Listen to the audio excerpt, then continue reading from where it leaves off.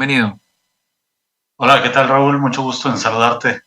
Es un placer conversar contigo, David. Este premio, que es el premio de la Quinta Bienal, que tú lo ganas por la novela El peso de vivir en la tierra, que para resumir rápidamente el argumento es la historia de un grupo de personas de Monterrey, de regiomontanos, que deciden de un día para otro convertirse en personajes de novela rusa y van evolucionando y se van transformando siguiendo la estela justamente de los grandes clásicos rusos, de Tolstoy, de Dostoyevsky, de Mandelstam, de Bulgakov, de Chekhov, etcétera. En lo que es, yo creo, una vuelta de tuerca de estas novelas que apuestan por la ficción como ingrediente transformador de la vida, ¿no? Es lo que le pasa a Madame Bovary, que descubre la vida a través de las novelas y eso la vuelve arrojada, la, digamos, lleva a transformar su vida y sin duda es lo que pasa con el Quijote, que gracias a la literatura se seca su cabeza en términos de Cervantes y se transforma en un eh, caballero andante. Ahora, tú planteas que estos no son personajes locos, sino todo lo contrario. Así es, yo creo que la literatura precisamente está para esto y aunque tengamos dos personajes emblemáticos, como mencionas tú, Don Quijote y Madame Bovary, pues lo cierto es que el lector ideal es ese, es el que se permite vivir en los libros y se permite también cambiar su vida a través de los libros. Las novelas no están ahí para que nos escapemos de la realidad, está para que podamos crear nuestra propia realidad, nuestra propia imaginación que modele el mundo y que también nos convierta en algo espiritualmente más ancho de lo que somos.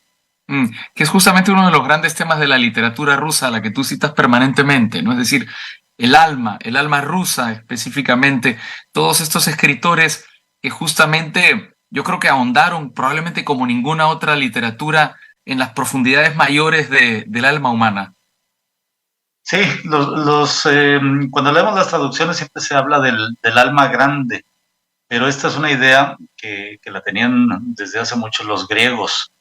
La palabra que se usaba a partir de los griegos era la magnanimidad, traducida por el latín, pero esto ya pasó a tener otra definición, pero si tú ves magnánimo es que tiene un alma magna, un alma grande. Ujú. Y esto se procuraba, los griegos acudían a la literatura precisamente para ensanchar esta alma, y los rusos llegaron a sentirse por eso profetas, porque trabajaban sus novelas de tal modo que tuvieran un significado mucho más allá de las anécdotas y de las aventuras que se cuentan. Estaban ahí para que el ser humano creciera en dignidad, creciera en espíritu y creciera en algo muy peligroso en aquel entonces, que era Mm. el deseo de libertad. Es uno de los temas fundamentales del libro, justamente, David, porque, digamos, de todos los escritores que tú citas a lo largo de esta novela, es decir, de todos los escritores de los que este grupo de personajes van tomando modelos de literatura rusa para transformarse en alcohólicos, en asesinos, en prestamistas, etcétera, en una especie de transformación permanente hasta que se convierten en cosmonautas, ¿no? Eh, Tú citas muchísimos autores, por no decir todos, probablemente menos Tolstoy, que fueron perseguidos en su momento, que escribieron a pesar de la profunda persecución histórica en la Unión Soviética y en Rusia. Así es, desde el padre de la literatura rusa, que fue Pushkin. Él mismo fue desterrado, escribió muy osadamente algo que se llamaba la Oda a la Libertad y era un texto escandaloso para las autoridades. Entonces terminó desterrado, y si uno va viendo cada uno de los autores, hubo muy pocas excepciones de los que no fueron perseguidos. Tú mencionas Tolstoy, pero Tolstoy sí fue perseguido, censurado y fue excomulgado por la Iglesia Mm. Ortodoxa rusa. ¿Acaso podemos tener algunos que no, como Turgenev, que mayormente vivía en París, y Chekhov, que la vida no le dio tanta vida como para ser perseguido, puesto que él muere relativamente joven, a los 44 años, de tuberculosis, y ya no le tocó vivir esta transición con los bolcheviques, que seguramente lo hubieran señalado como un antirrevolucionario, puesto que buena parte de la literatura de Chekhov tiene que ver con el individuo. Sí, por supuesto, pero también están Pasternak, está el mismo Bulgakov. ¿Qué hay dentro de Akhmatova? ¿Qué hay dentro de estas personas que, a pesar de vivir en un ambiente tan profundamente represivo, tan profundamente totalitario, sabiendo que arriesgaban su vida, escriben, digamos, no son capaces de, digamos, detenerse ante el acto creativo? Yo creo que ahí hay algo que nos habla de dos cosas. Uno, del espíritu, de la fuerza de estos escritores, y que precisamente como tratan su labor como algo incluso arriesgado, pues están en un nivel donde dicen, esto no es para entretener a la gente, esto tiene un significado tan fuerte que me voy a jugar la vida por esto. Y sí, lo hace Pasternak, lo hace Mandelstam, lo hace Isaac Babel, lo hacen tantos escritores que fueron perseguidos, y por supuesto conocemos la poesía de Ana Akhmatova, conocemos el famoso Requiem de Akhmatova, donde nos describe cómo era esta situación donde las madres y las esposas buscaban y buscaban a sus maridos, a sus hijos, porque se los llevaban una noche de casa, se los llevaban en estas camionetas negras que se llamaban las Marías, y no había ninguna información. Uno tenía que ir a hacer una pesquisa detrás de otra, como de manera diferente lo hacían genios literarios como Bulgakov o como Vasily Grossman, que también Sí. tenían que estar haciendo estas filas y estas pesquisas para pedir una vez tras otra que les publicaran la novela. Y les decían, ni en 200 años vamos a publicar esto. Sí. Bueno, Pasternak, los casos que tú Pa- mencionas son increíbles porque justamente, claro, Vida y Destino es este libro que se convierte en un clásico comparado con Guerra y Paz, que tuvo que salir microfilmado de la Unión Soviética, si no, nunca se hubiese podido leer.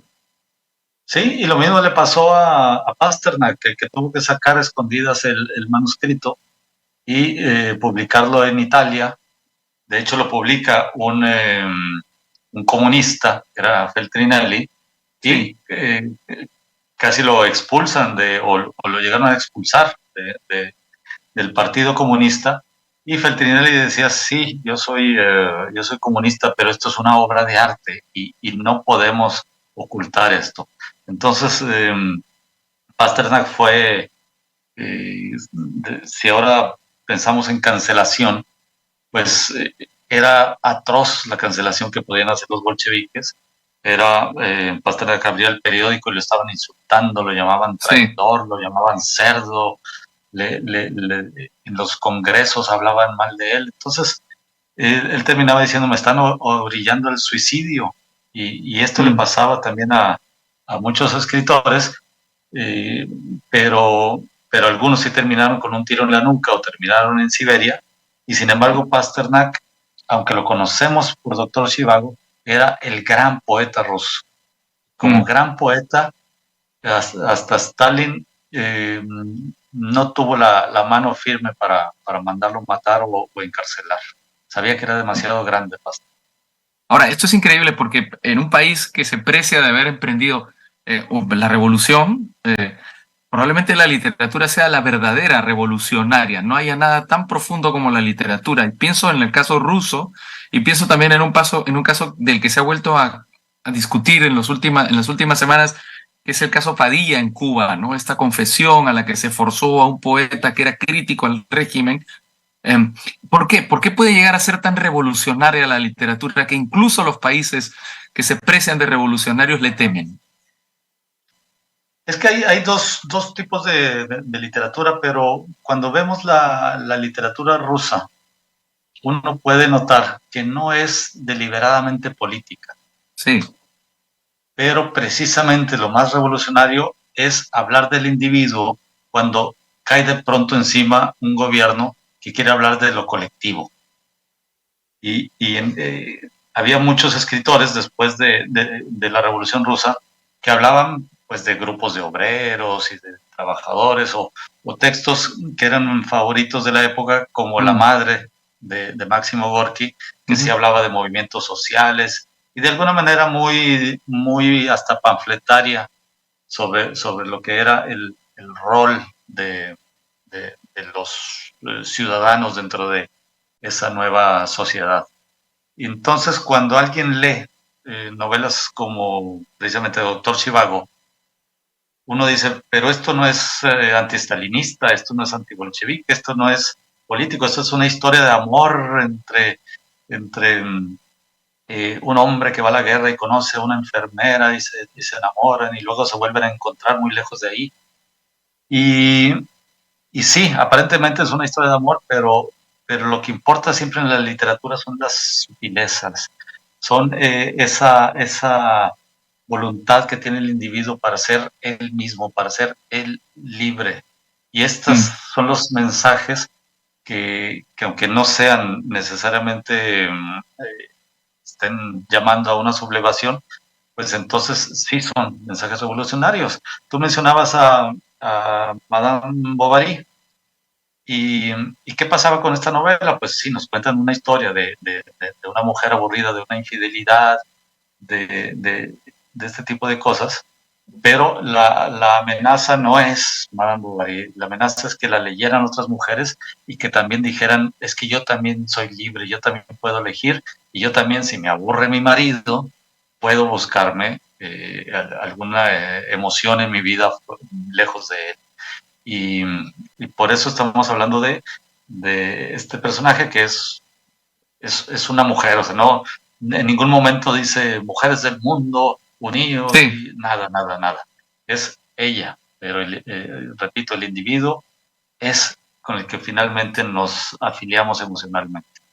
Mm. ¿Tú dirías que la calidad de una democracia se mide en relación a la libertad de sus creadores, en relación a la libertad de la que gozan sus escritores? Sí, y yo muchas veces he dicho que yo juzgo a los gobiernos por cómo tratan a sus escritores. Mm, Y esto, claro, porque me he topado con muchos que todavía son sentimentales y recuerdan con cierta nostalgia la época comunista de Rusia, una época que la vieron a distancia y nunca la vivieron. Y digo, pues para mí es claro que si a mis hermanos, que son los escritores, los están persiguiendo, los están matando de hambre, los están torturando, entonces ahí, ahí por mucho sentimentalismo que haya, yo no puedo comprar la idea de ese gobierno. Como hoy no la compro en Nicaragua, eh, donde ya sabemos lo que ocurre, y donde en mm, general, en cualquier lugar donde se estén coartando libertades para los escritores, y sentimos que ese es un excelente termómetro de para dónde va un gobierno. Si empieza a tener detalles persecutorios, es que va caminando de la democracia a una especie de dictadura, mayor o menor grado.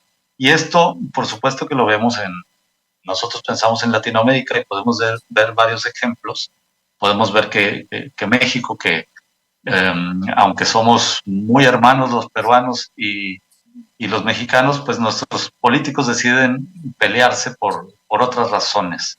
ujú, Y, y podemos ver que, por un lado, el caso del lado mexicano, empezamos a avanzar lenta pero seguramente hacia el autoritarismo. Entonces, no podemos esperar a que lleguemos allá. Cada síntoma que aparezca hay que empezarlo a atacar porque los síntomas nos llevan a enfermedades más graves si no los tratamos. Y esto es Latinoamérica, pero por supuesto que libertades faltan muchísimo en otro tipo de países. En Rusia, por supuesto, no hay libertad de expresión. En los países árabes tampoco. Hay muchos lugares. Tengo un amigo de serbio que tuvo que salir ya por distintas amenazas del mm. gobierno. Entonces, en muchos lugares empezamos a ver que se deteriora la libertad. ¿Tú pensaste en eso cuando escribiste este libro? Es decir, ¿tenías presente la invasión rusa a Ucrania o escribiste el libro previamente y fue de alguna manera premonitorio? Fue previo. De hecho, la novela la entregué a los editores un mes antes Ah, de justo. que, de que comenzara esta invasión de Rusia a Ucrania. Y, y más que premonitorio, bueno, sabemos que en 2014 ya había dado Rusia los primeros pasos, Sí, pasos claro, para, con Crimea, ¿no?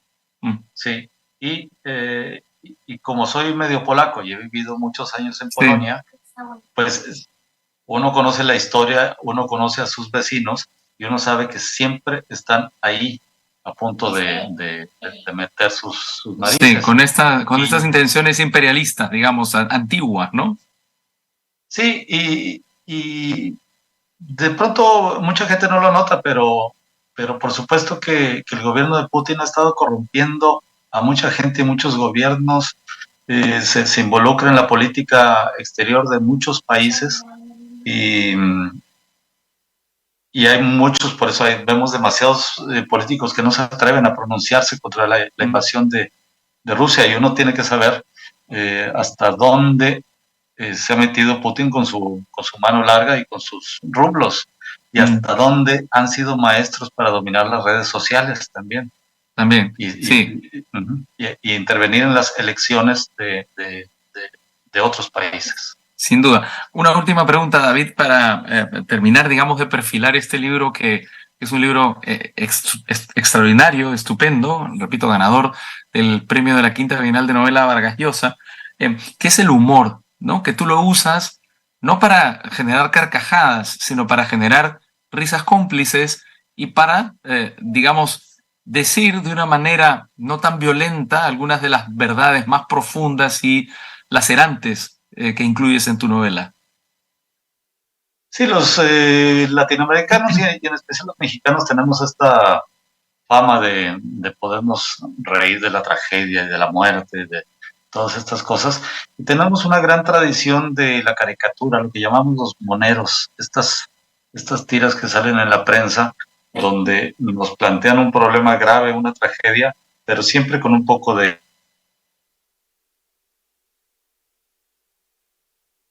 Hemos tenido un problema en la comunicación con David Toscana. Vamos a ver si lo recuperamos un par de segundos.